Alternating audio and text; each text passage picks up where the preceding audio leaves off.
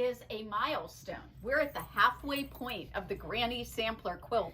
And thanks to all of Denise's hard work, look at this. 21 blocks have been made, and we are going to do 22 today. We are. Oh my goodness, 22. And we're having a party. Yay! So where are you? Why aren't you here? Come on, come in and join us. We've always got a party going on at the University of Sewing. We love you guys, and we love to have reasons to celebrate. So if you've made blocks for the Granny Sampler, would you send them to us so we can put them on our show and tell page? I know that one of our customers was really good about that, and I know we've seen a couple of other ones. So send us all of your blocks so we can see them. And I want to let Mary Miller know that she has won this particular lovely copy of the Lizzy Albright book. Yay! And for the finish up of the quilt, there's going to be an in-store party, and we're going to have a ball. So join in, enjoy this wonderful book, and enjoy sewing along with Denise. And today she's going to take it away, and she's going to do our next block, which is the adorable Sun Bonnet Sue. Thank you, everybody, for watching. Thank you, guys. We do love a good reason to celebrate. We've had so many customers come in and say that they love being here, that it's like a party atmosphere, and it usually is, but I'll give you a little secret. As much fun as you guys have shopping here, we have even more fun working here. It's kind of a hoot. So I'm glad you guys got to share some of that with us today.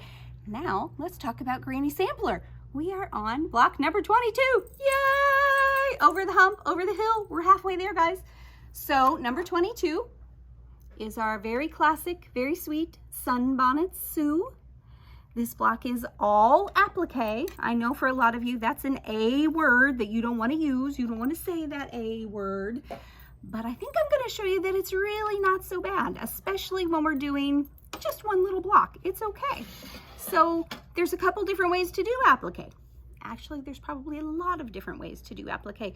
We're going to talk a little bit about some hand sewing, some needle turn applique. That's what we've got going on this one. And then we're going to talk about some machine applique. Before we get too much farther, let's talk about what materials we need.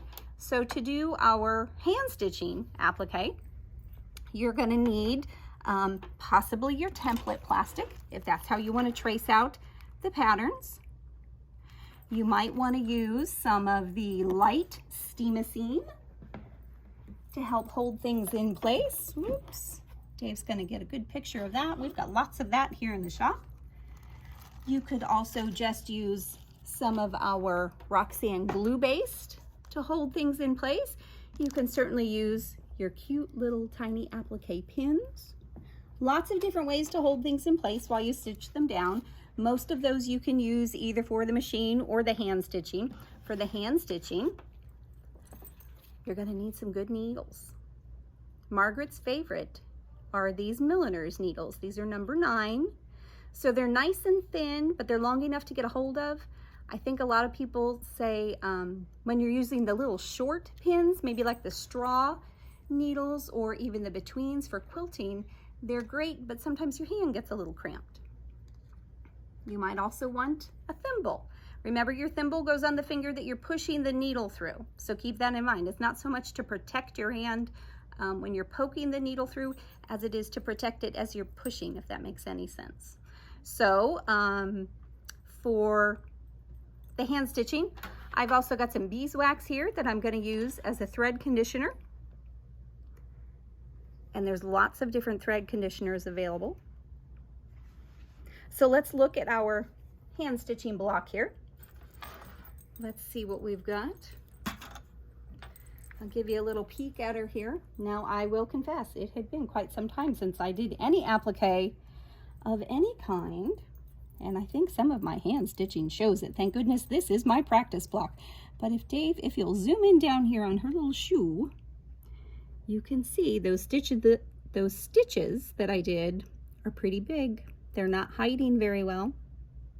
And if you look at her shoe, it's kind of a little oddball shaped. I feel like she's maybe a little Dutch Sun Bonnet Sue wearing her wooden shoes. But that's all right, that's fine, she'll work. So when you're choosing your thread, Ideally, you would choose a color that would match the applique piece, not necessarily the background. And you want a fine thread if possible. If you've got silk thread on hand, that blends in very nicely. If you don't, something a little thinner. Typically we use 50 weight. 40 weight's a good way to go. You can see around the rest of Sue here, you can tell where my stitches got a little better. But I will also tell you I was not sewing in my sewing room, so I didn't have good lighting. That's my excuse, and I'm sticking to it. So let's put Sue's arm on, or at least a portion of her arm.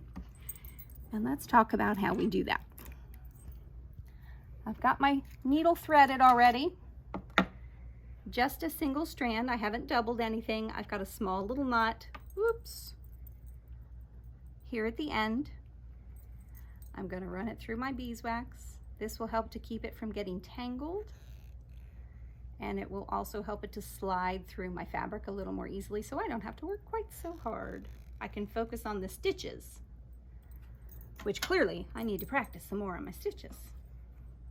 Okay, so I've used my little applique pin to hold her arm in place. I've got her hand under here, and you can see I didn't even stitch that part down really. Just a couple big basting stitches, and I did that because it's going to be covered up with the sleeve. And if you don't tell anybody and I don't tell anybody, nobody will ever know.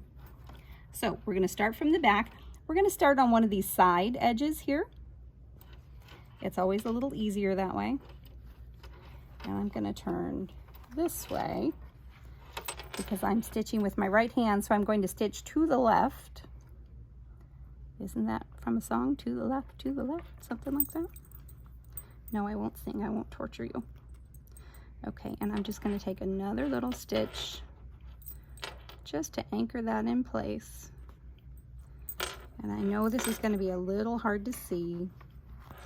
There are some really good videos on YouTube from people who do applique machine and hand applique all the time, and I would certainly encourage you to check some of those out. Sue Daly has a nice one, and of course Lori Holt does a great job. So now watch where my needle pops up here. See it? It's just right next to the blue part of her sleeve. Okay, actually we're going to take it up just a hair over, and we're going to grab, just barely grab, that blue part of her sleeve. Okay, and I'm using my thumb to hold it in place while I pull my thread up. Okay, now when I go down, the needle's going to go right next to where I just came up, and I'm going to tuck it under that top piece just a little bit. Push that through. So really what you're doing is a teeny tiny little ladder stitch. And you want to pull it snug enough to hold it in place, but you don't want it to pucker, so don't pull too tight. And then we're going to do the same thing again. And we're going to come up, just barely grabbing that blue. There we go.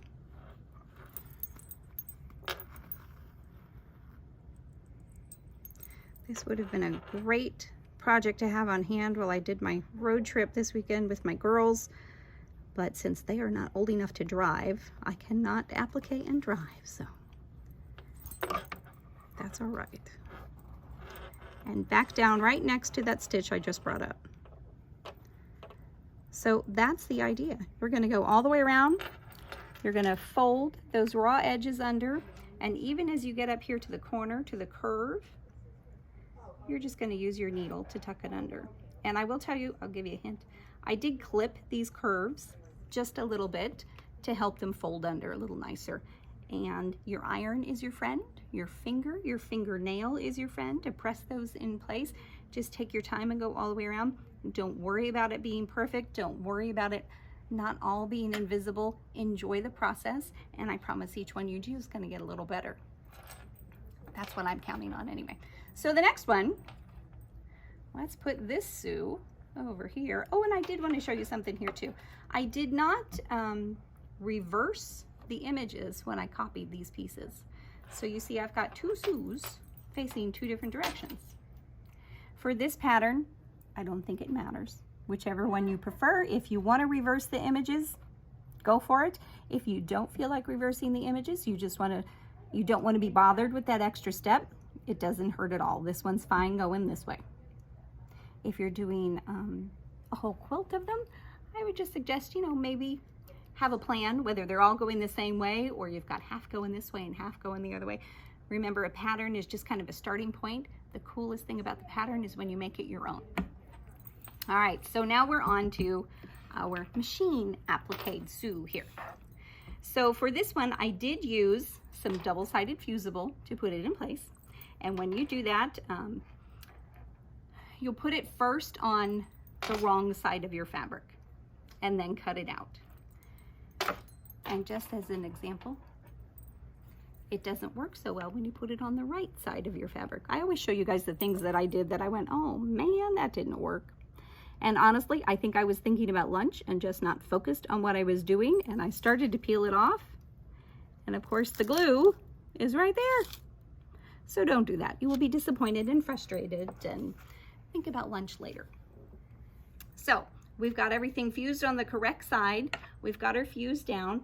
Now let's talk about the actual machine applique on your machine.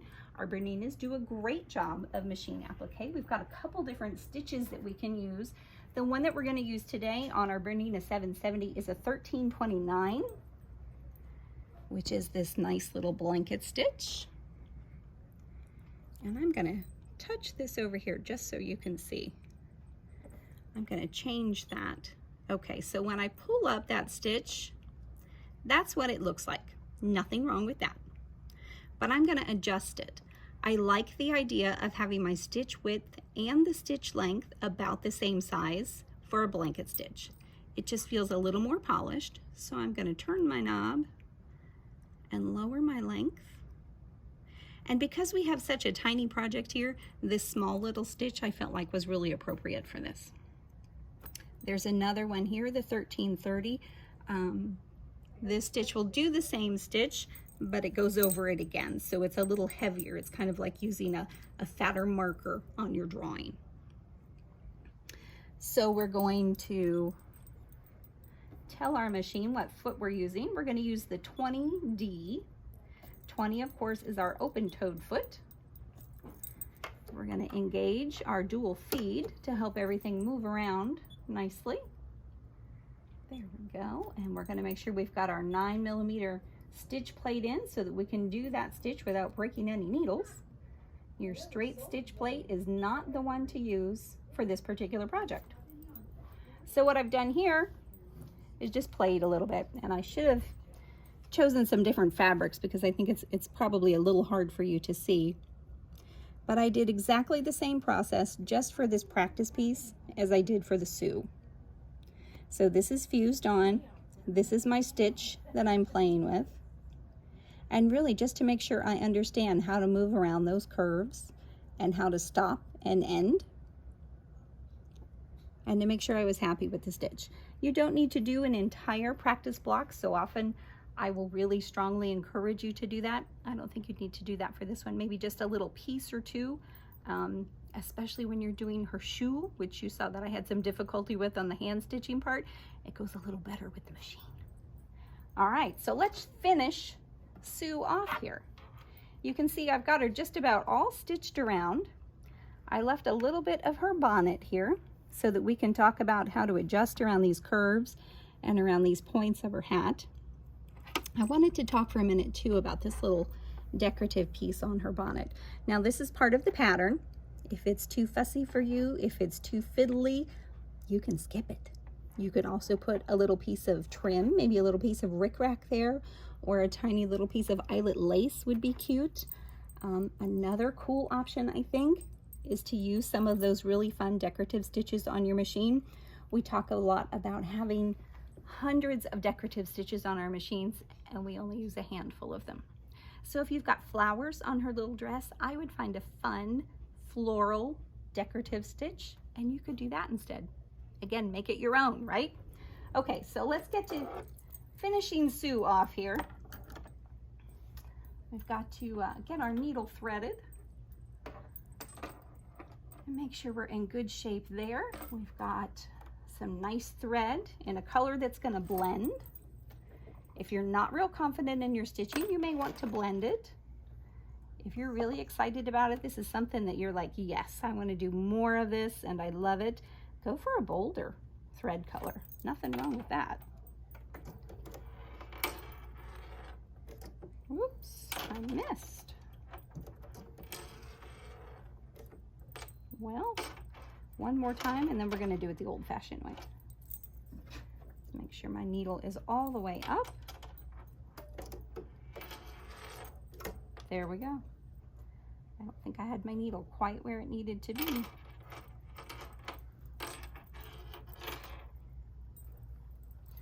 Alrighty. Oh, and you know what? I don't have my knee lift. Silly me. Something like this, you definitely want your knee lift, because you're going to stop and turn and stop and turn. So we're going to put this down just to kind of get an idea. Now, when you start or stop, you want to end on the edge of your applique piece here. You don't want to end on the inside. So I'm going to use my hand wheel so that I can get the fabric and the needle exactly where I want them. That's looking pretty good. And my machine is waking up saying, yes, let's play. All right.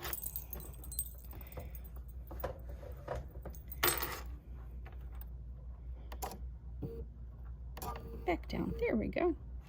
All right, so we're just gonna take a tiny little stitch or two here, and let's make sure we're in good shape.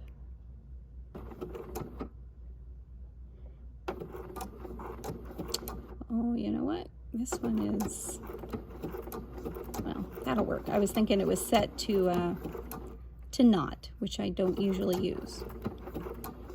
But see how that stitching is coming just off the applique piece.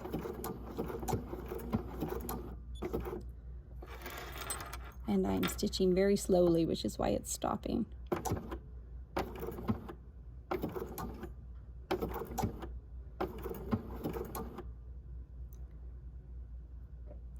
One more, there we go. And now, if I had my knee lift, I could lift that up and swing it around.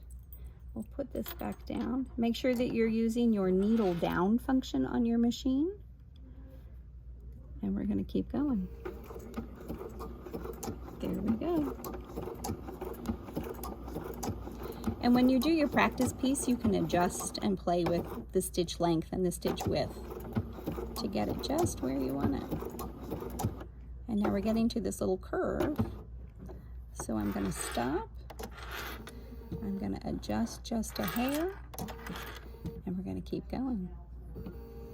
This is not a fast process. It certainly is faster than the hand part, doing hand applique.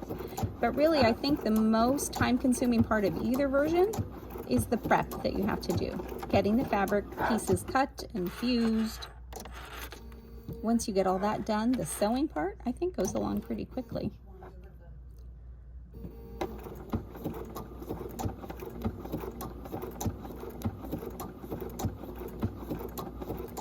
And we'll go around one more corner.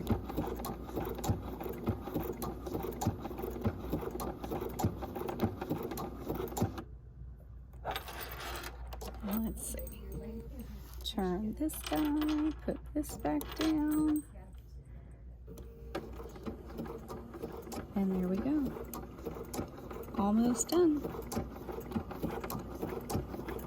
Now you may have noticed that I did the long stretch of the stripe on her hat ahead of time, but I didn't do the short edges, and that's because I knew I would go over them when I put the whole hat in place.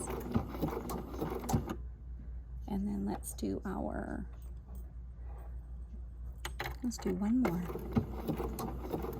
And we can trim our threads.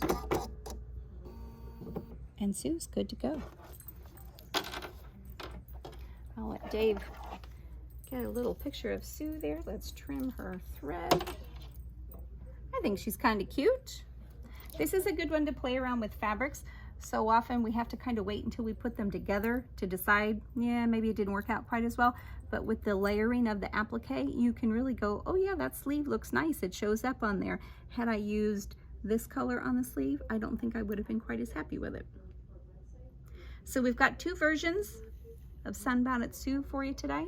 Of course, all of the things to do this project and just about any project you could imagine are available on our website, universityofsewing.com. I certainly hope you will check it out.